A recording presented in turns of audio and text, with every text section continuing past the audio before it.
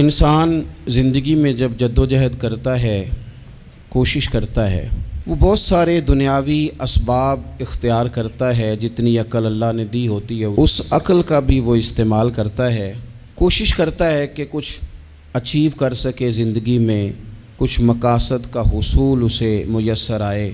عزیز بھائیوں، ایک بات اپنے ذہن میں اچھی طرح بٹھا لیں اور لکھ لیں کہ زندگی میں جو کسی بندے کو کامیابی حاصل ہوتی ہے وہ رب تعالیٰ کی مدد سے حاصل ہوتی ہے۔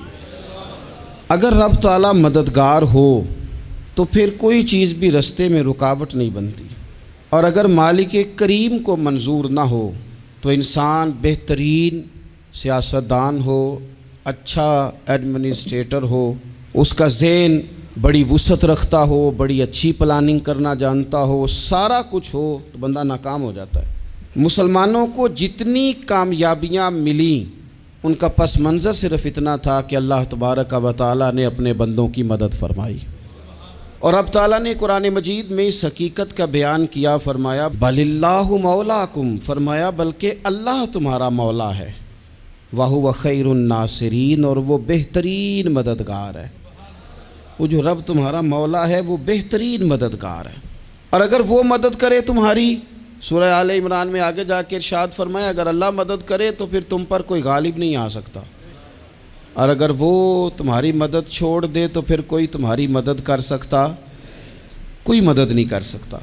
بدر کی جنگ بھی اور فتح مکہ بھی رمضان المبارک میں ہوا ہے۔ میں دونوں پر غور کر رہا تھا تو ایک نیا مضمون میرے ذہن میں آنے لگا۔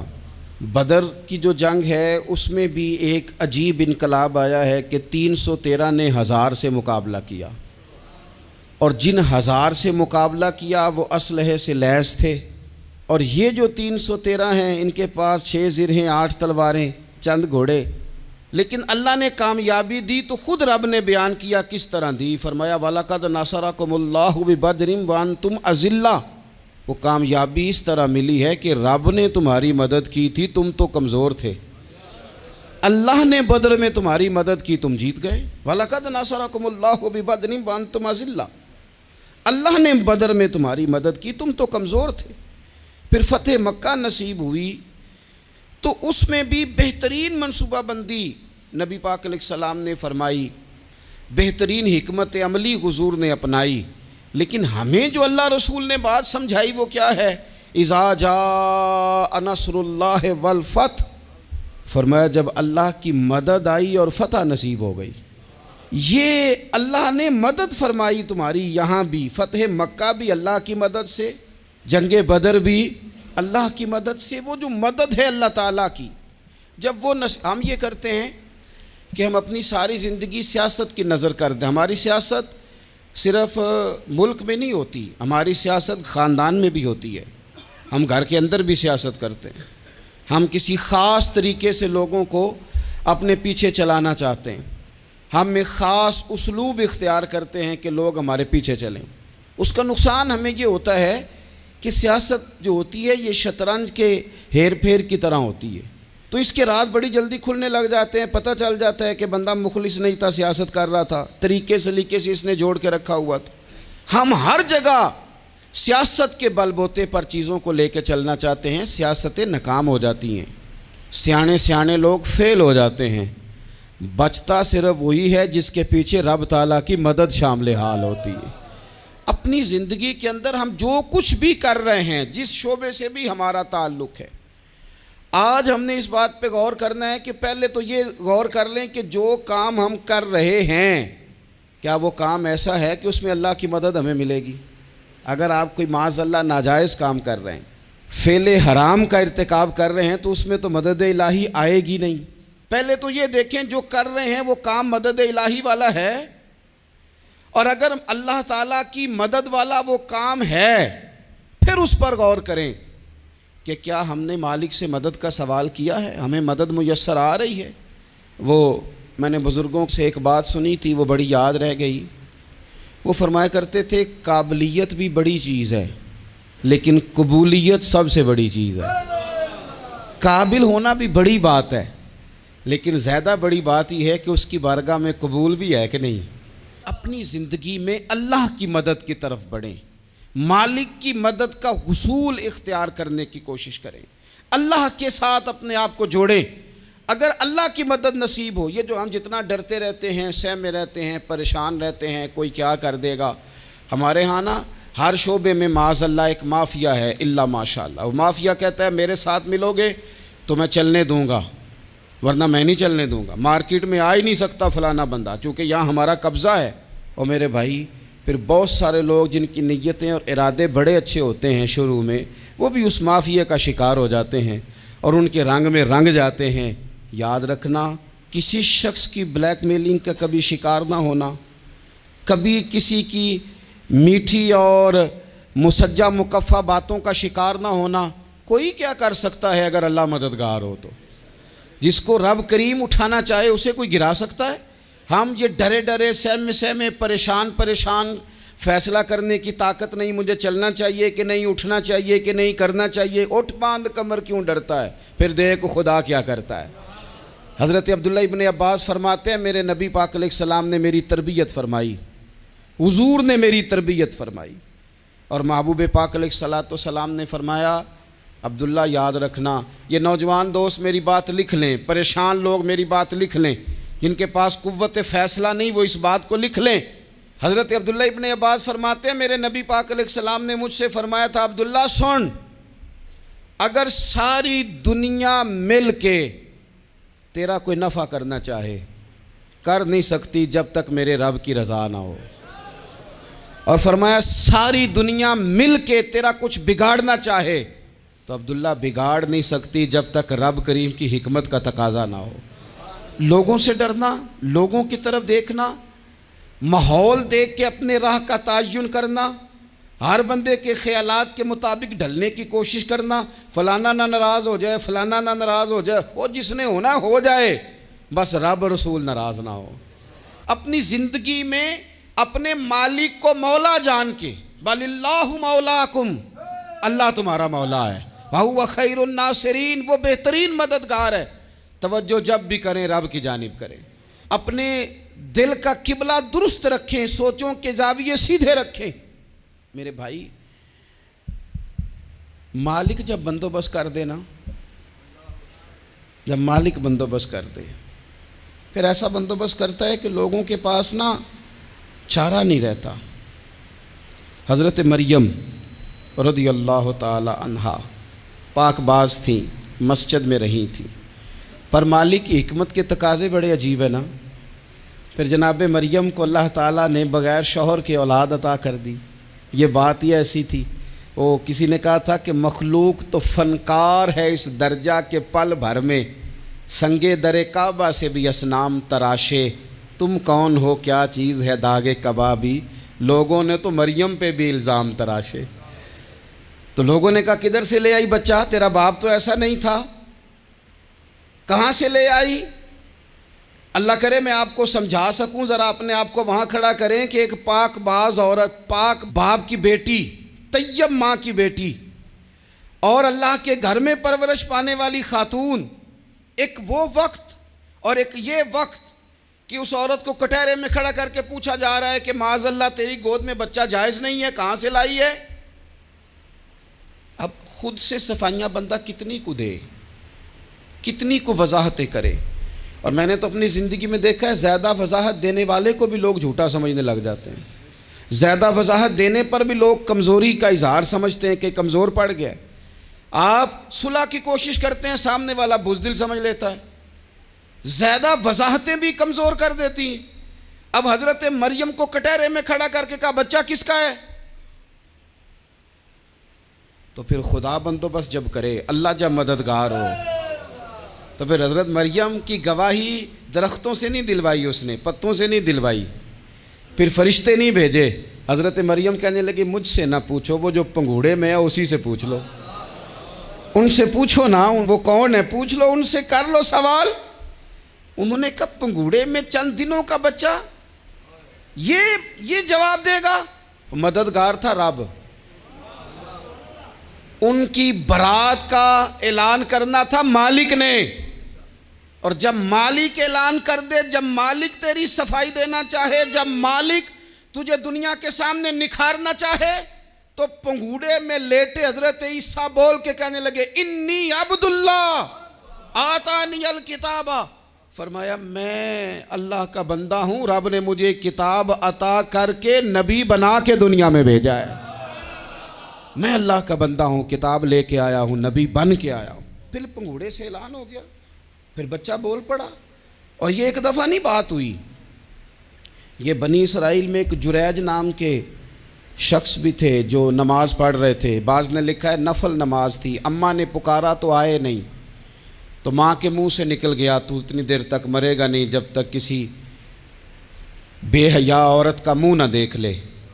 تو وہ عبادت گزار تھے، لیکن لوگوں نے ان کی عبادت، ریاضت، پرہیزگاری کو نہیں دیکھا، بس ایک عورت کو بھیج کے الزام لگوا دیا۔ وہ عورت آیا جایا کرتی تھی، اب آ جاتی ہیں عورتیں، مسئلہ پوچھنے کی نیت سے بھی آ جاتی ہیں۔ ماحول میں کچھ جگہ ایسی بھی ہیں جہاں عورتیں دم کرانے کے بہانے آ جاتی ہیں۔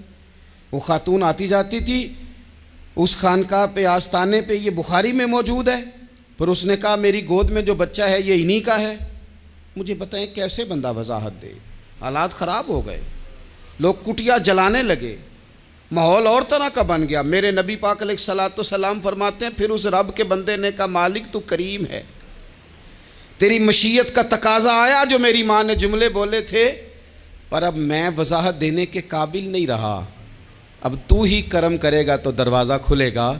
تو وہ چند دنوں کا بچہ پنگوڑے میں بول کے کہنے لگا میں اس درویش کا نہیں، میں تو فلانے چرواہے کا بچہ ہوں، وہ جو بکریاں چراتا ہے۔ رب کی مدد کو پکاریں، اپنے ساتھ اپنے مالک کی مدد کو شامل کریں، تھوڑے رزق پر بھی گزارا اچھا ہونے لگ جائے گا۔ سارے لوگ آپ کو گرانے کی تدبیریں کر رہے ہوں گے اور مالک آپ کو عزتیں عطا فرما دے گا، اس کی بارگاہ سے حکمت کا تقاضا اور ہو جائے گا۔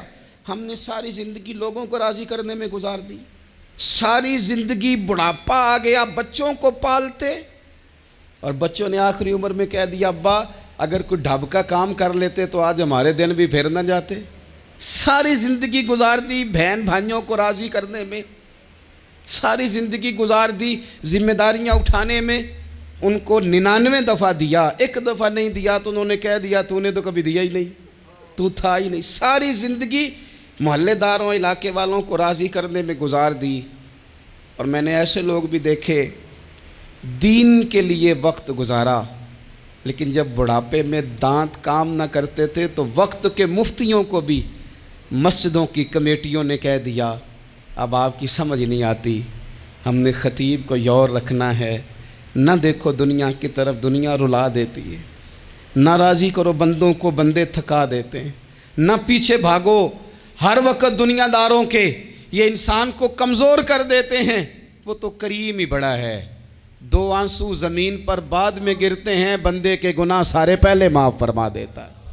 اللہ کی مدد کا حصول، اپنے مالک کی مدد کی طرف بڑھنا، آپ کو بدر کی جنگ بھی یہی درس دے گی، آپ کو احد کا میدان بھی یہی سبق دے گا، فتح مکہ بھی یہی سبق دے گا۔ میرے دوستو جب رب مدد فرمائے، جب اللہ مددگار بنے، دوستوں سے ایک بات اکثر کرتا ہوں، میں کہتا ہوں کہ جتنے درد سے آپ امیر کو اپنی کہانی سناتے ہیں نا، اور جس طرح آپ کے آنسو بات کرنے سے پہلے گر جاتے ہیں کہ غریب ہیں، بچیاں ہیں، کاروبار نہیں، او میرے سنگیو، اس سے آدھے آنسو اپنے رب کی بارگاہ میں بکھیرو، اس کے حضور عرض گزار ہو جاؤ، اس سے طلب کرو۔ ایک وقت انسان پر زندگی میں ایسا آتا ہے کہ اسے یوں محسوس ہوتا ہے کہ میرا سایہ بھی ذرا سا پیچھے ہٹ گیا ہے، اسے یوں لگتا ہے کہ میں کسی سہارے پہ ہاتھ ڈالتا ہوں تو وہ بھاگ جاتا ہے مجھ سے، لیکن مالک کی بارگاہ ایسی عظیم بارگاہ ہے، رب رسول کے آستانے اتنے بڑے ہیں کہ آپ جب وہاں کشکول طلب دراز کرتے ہیں تو جھولی پھیلانے میں دیر لگتی ہے، ان کو بھرنے میں تو کوئی دیر نہیں لگتی۔ ہم نے اپنا سوچ کا قبلہ ہی دنیا کو بنا لیا ہے۔ یہ جو اللہ والوں کی مدد ہے یہ تو ہے اللہ ہی کی مدد ہے، لیکن یہ جو سیٹھوں کی طرف توجہ کرنا، نوابوں کی طرف توجہ کرنا، دنیا داروں کی طرف توجہ کرنا، اور اپنا مزاج اس طرح کا بنا لینا، یارو گردن کو جھکا دیتا ہے خیرات کا پتھر، جہاں میں مانگنے والوں کے سر کبھی اونچے نہیں ہوتے۔ اور اقبال کہتے ہیں غیرت ہے بڑی چیز جہان تگ و دو میں، پہناتی ہے یہ فقر کو تاج سردارا۔ میں عرض کروں گا کہ اپنی آپ جب توجہ کا قبلہ اللہ رسول کو بنائیں گے تو رب فرماتے ہیں وَيَرْزُقْهُ مِنْ حَيْثُ لَا يَحْتَسِبُ، میں نہ تجھے وہاں سے رزق دوں گا جہاں سے کبھی تیرا گمان بھی نہیں کیا ہوگا، یہاں سے بھی مل سکتا ہے، تو نے سوچا بھی نہیں ہوگا۔ بخاری شریف میں حدیث ہے، حضرت جابر ابن عبداللہ فرماتے ہیں نبی پاک صلی اللہ علیہ وسلم نے 300 لوگوں کا ایک لشکر روانہ کیا کسی مہم کے لیے، کسی جہاد کے لیے۔ حضرت ابو عبیدہ بن جراح رضی اللہ تعالیٰ عنہ امیر لشکر تھے۔ فرماتے ہیں غربت اتنی زیادہ تھی، بھوک اتنی زیادہ تھی کہ ایک ایک کھجور دن میں ایک وقت کھانے کو ملتی تھی، اور کچھ دن ایسے آئے کہ اب کھجور بھی نہیں مل رہی۔ فرماتے ہیں اتنی زیادہ بھوک لگی مجاہدین کو 300 بندہ پتے کھا کے گزارا ہونے لگ گیا۔ یہ بخاری میں موجود ہے۔ آپ فرماتے ہیں کہ دریا کے کنارے ہمارا پڑاؤ تھا، ٹھہراؤ تھا، جب بھوک سے نڈھال ہو گئے نا، وَيَرْزُقْهُ مِنْ حَيْثُ لَا يَحْتَسِبُ، اللہ وہاں سے روزی دیتا ہے، گمان بھی نہیں ہوتا۔ فرماتے ہیں ایک مچھلی اللہ تعالیٰ نے دریا کے کنارے بھیجی، فرماتے ہیں وہ تھی تو مچھلی پر پہاڑ جتنی تھی۔ بخاری میں لفظ ہیں، حضرت جابر ابن عبداللہ رضی اللہ تعالیٰ عنہ فرماتے ہیں 300 آدمی 18 دن تک اس مچھلی کو کھاتے رہے، مچھلی ختم ہی نہیں ہوئی۔ مچھلیاں نہیں، مچھلی کہتے ہیں 18 دن 300 بندہ کھاتا رہا، مچھلی ختم ہی نہیں ہوئی۔ اور فرماتے ہیں کہ اس کی ہڈی نکال کے، کانٹا کہیں گے آپ اپنی زبان میں، کہتے ہیں وہ نکال کے نا تو اس کو کھڑا کیا نا جب، تو اونٹ کجاوے سمیت اس کے بیچ سے گزر جاتا تھا، 2 اس کے کانٹے جوڑے۔ فرماتے ہیں وہ اس کا گوشت ہم کھاتے تھے اور اس کی چربی بطور تیل کے ہم جسموں پہ ملتے تھے، بیماروں کو اس سے سکون آتا تھا، تندرستی شفا ہوتی تھی۔ فرماتے ہیں ہم کھایا بھی ہم نے، اور کچھ لے کے ہم مدینے بھی گئے، اور قربان جائیں نبی پاک نے بھی اس میں سے کھایا۔ ہم نے عرض کی حضور یہ معمہ کیا ہے، یہ ماجرا کیا ہے؟ تو محبوب نے فرمایا تمہارے پاس غذا نہیں تھی، رب نے تمہارے لیے بندوبست کیا ہے، اللہ نے تمہیں دیا ہے۔ مکان شروع کر لیا، ایک صاحب نے وہ مکان بنانے لگے، آپ وہ حساب لگا رہے ہیں، کہتے ہیں میرے پاس اتنے پیسے ہیں، اتنے میں نے فلانے دوست سے کہنا ہے اس نے دے دینے، اتنے فلانے رشتہ دار سے کہنا ہے اس نے دے دینے، اتنے فلانے سے کہنا ہے اس نے دے دینے۔ یہ ساری کاپی بنا کے مکان شروع کر لیا۔ جو روز کہتا تھا نا کوئی حکم ہو جاتے 10 سب سے پہلے اس کو کہا میاں پیسے چاہیے دین، وہ کہندا ہو کل ہی منڈا ٹوریا ہے، کدے تو پرسوں 10 داتے لب جانے سن۔ میں آپ کو اپنے تجربے کی بات بتا رہا ہوں۔ جن لوگوں کا خیال ہوتا ہے نا کہ آپ سٹارٹ کریں فلانا کام، ہم آپ کے ساتھ ہیں، اللہ کا ہی کوئی نظام ہے، وہ بالکل بھی نہیں ساتھ ہوتے۔ لیکن ایسا نہیں ہے کہ کوئی ساتھ نہیں ہوتا، اللہ تعالیٰ بڑے اسباب پیدا کرتا ہے، وہاں سے دیتا ہے جہاں سے گمان بھی۔ ہمارا یہ ذہن بن جاتا ہے ہم ساری اپنے حساب سے چلتے ہیں، اتنے رشتہ داروں سے اتنے، کون آپ کے ساتھ چلے گا؟ سوال ہی نہیں پیدا ہوتا۔ یہ سارے کام چھوڑ کے سب سے پہلے 2 رکعتیں پڑھو، اپنے رب کی بارگاہ میں، رسول کائنات کی بارگاہ میں گزارشات اور استغاثے پیش کرو، وہاں سے خیر طلب کرو۔ دنیا دار کیا دیں گے، کیا دے سکتے ہیں، کیا حیثیت ہوتی ہے کسی؟ اللہ کہتا ہے وہاں سے دوں گا۔ تو جو اللہ مال دے وہ لینا چاہیے کہ رشتہ داروں کا مال دیکھنا چاہیے؟ جو اللہ دے وہ لینا چاہیے کہ سیٹھوں نوابوں کی جیبیں دیکھنی چاہیے؟ جو اللہ دے وہ قبول کرنا چاہیے یا دیکھنا چاہیے کون سا آدمی کہاں پہنچ گیا؟ چھوڑو، اپنی مٹی پہ چلنے کا سلیقہ سیکھو۔ کسی کے سنگ مرمر پہ چلو گے تو پھسل جاؤ گے، پھسل جا۔ اس پر ایک اور بات عرض کر دوں، صحیح بخاری سے، مسلم سے ایک اور بات۔ کچھ چیزیں ایسی ہیں جن سے اللہ کی مدد آتی ہے، مدد ملتی ہے۔ ایک چیز ان میں سے ایسی ہے جس سے بہت مدد نازل ہوتی، وہ ہے کہ جب رب آپ کو دے نا تو پھر آپ بھی اس کے رستے میں دیں، پھر مدد آتی ہے، پھر اور آتا ہے۔ بخاری مسلم میں حدیث ہے، یہ زیادہ ہی توجہ طلب امر ہے، اس پر آپ غور کریں گے۔ حضرت ابو ہریرہ فرماتے ہیں کہ نبی پاک علیہ السلام نے فرمایا ایک شخص نے بادلوں کے اندر سے آواز سنی کہ فلاں آدمی کا کھیت اور باغ خشک ہو گیا ہے، وہاں برسو اور اس کے کھیت کو سیراب کرو۔ وہ بڑا حیران ہوا کہ بادل سے آواز آ رہی۔ پھر اس نے دیکھا کہ ایک پہاڑی پر بارش ہوئی، وہ بادل وہاں برسا، پھر نالیوں سے ہوتا ہوا پانی ایک طرف چلا تو جس نے آواز سنی تھی حضور بیان کر رہے ہیں، وہ بھی پیچھے پیچھے چلا کہ پانی کدھر جا رہا ہے۔ اس نے جا کے دیکھا کہ ایک مقام پہ ایک باغ کو وہ پانی لگ رہا ہے اور ایک آدمی وہ پانی لگا رہا ہے۔ اس نے اس سے پوچھا تیرا نام کیا ہے؟ اس نے کہا کیوں؟ کہنے لگا بتا نا۔ اس نے نام بتایا تو کہنے لگا یہی تو وہ نام ہے جو میں نے بادلوں کے اندر سے سنا ہے کہ فلاں کے کھیت کو پانی دے دو۔ اس نے کہا یار تو کیا عمل کرتا ہے کہ اسپیشل تیرے لیے بارش برسے؟ یہ بخاری پڑھ رہا ہوں، سیاستہ سے حدیث عرض کر رہا ہوں۔ اس سے پوچھا تو کیا کام کرتا ہے کہ جناب اللہ تبارک و تعالیٰ کا حکم کرم آیا کہ خاص تیرے لیے پانی برسے اور تیرے کھیت کو سیراب کرے؟ تو اس نے کہا چھوٹا ذمہ دار ہوں، پر جب فصل اگتی ہے تو 3 حصے کرتا ہوں، ایک حصہ اپنے بال بچوں پہ بہن بھائیوں پہ خرچ کرتا ہوں، ایک حصہ پورا، اور ایک حصہ دوبارہ کاشتکاری پہ لگاتا ہوں، اور تیسرا حصہ خالص میں نے مسکینوں، یتیموں اور غریبوں کے لیے رکھا ہوا ہے۔ وہ جو تیسرا حصہ اللہ کرے آپ سمجھیں، وہ رب کے بندوں پہ تیسرا حصہ خرچ کرتا ہے نا، تو کریم مالک نے فرمایا جہاں سے غریب کا حصہ جاتا ہے وہ کھیت خشک نہیں رہنا چاہیے، وہ جہاں سے مسکین روٹی کھاتے ہیں وہ خشک نہ رہے، جہاں سے یتیموں کو کچھ آتا ہے کہیں اس کی فصل رہ نہ جائے۔ میں اور آپ بھی اگر اپنے مال میں مسکینوں، یتیموں، غریبوں کے حصے رکھ لیں گے تو فصلیں خشک نہیں رہیں گی، ان کے اندر تازگی آئے گی، نور آئے گا، کرم آئے گا، خاص کر خدا کی رحمت برسے گی۔ مدد اللہ سے چاہیں، اپنی توجہات کا مرکز رب رسول کی ذات کو بنائیں، پھر آپ محسوس کریں گے کہ بڑی جلدی اللہ تعالیٰ کی مدد آنے لگی ہے۔